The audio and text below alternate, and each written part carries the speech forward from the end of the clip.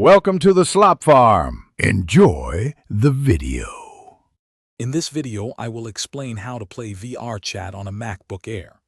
VRChat is a popular social VR platform, but it's primarily designed for Windows and requires dedicated graphics. MacBook Airs, while powerful for many tasks, present unique challenges for this game due to their integrated graphics. We'll explore the main hurdles and the best ways to overcome them. Understanding these limitations is the first step to enjoying VRChat on your Apple laptop. Let's dive into the options available to you.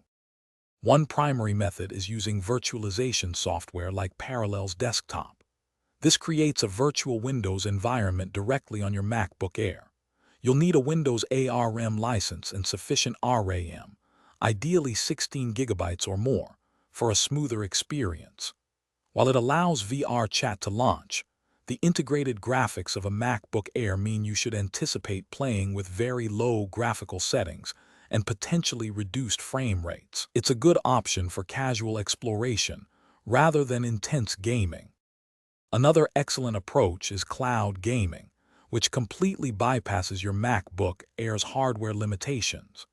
Services such as NVIDIA GeForce Now or Shadow PC stream VRChat directly to your device from powerful remote servers.